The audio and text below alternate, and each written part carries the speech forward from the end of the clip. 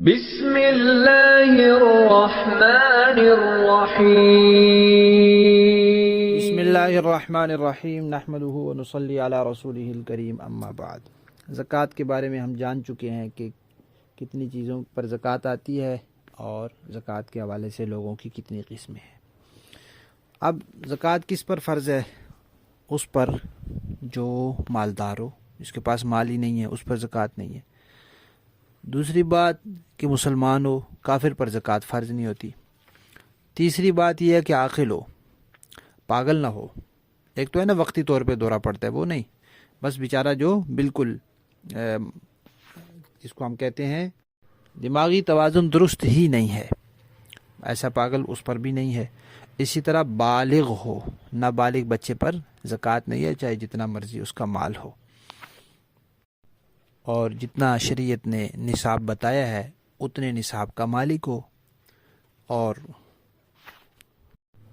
مال جو ہے وہ اس کے اپنے قبضے میں ہو، یا قبضے میں ہو یا مل سکتا ہو، اس کو کسی نے قرضہ لیا ہے تو واپس کر دے گا، اور اس کے اوپر زیادہ قرضہ نہ ہو۔ مال ہے، مال جتنا اس کے اوپر قرضہ ہے تو یہ مال قرضے میں دے دے گا تو اس بیچارے کے پاس کچھ نہیں بچے گا۔ اگر قرض ہے تو اتنی نفی کر لیں گے، جتنا قرض ہے اتنا نفی کر لیں گے، پھر دیکھیں گے باقی کتنا بچتا ہے، پھر اس سے حساب لگا لیں گے۔ اور اس پر سال بھی گزر چکا ہو، یہ احتیاط کرنی چاہیے کہ معلوم کر لے انسان کہ 52.5 تولہ چاندی کی قیمت کیا چل رہی ہے۔ جب پہلی دفعہ انسان کے پاس سونا آئے، چاندی آئے، یا تجارت کا سامان دکان میں ڈالا ہے، خریدا ہے، یا بچت رقم اتنی ہو گئی ہے، کمیٹی اتنی جمع ہو گئی ہے، یا وراثت میں اتنے پیسے مل گئے ہیں، یا کہیں سے پیسے آ گئے اتنے جو اس کے برابر ہیں، تو پہلی دفعہ جب اتنا مال آیا اس تاریخ کو اپنے پاس لکھ لے۔ تاریخ چاند کے حساب سے، چاند کے مہینوں کے حساب سے لکھے، محرم، صفر، رمضان، شعبان، رجب وغیرہ، یہ شمسی مہینوں کے حساب سے، نہ جنوری فروری کے حساب سے نہ لکھے، تو وہ تاریخ مہینہ اپنے پاس لکھ لے۔ اب آئندہ سال جب وہی تاریخ اور مہینہ آئے تو پھر اپنے مال کا حساب کرے کہ اب اس وقت میرے پاس کتنا مال ہے۔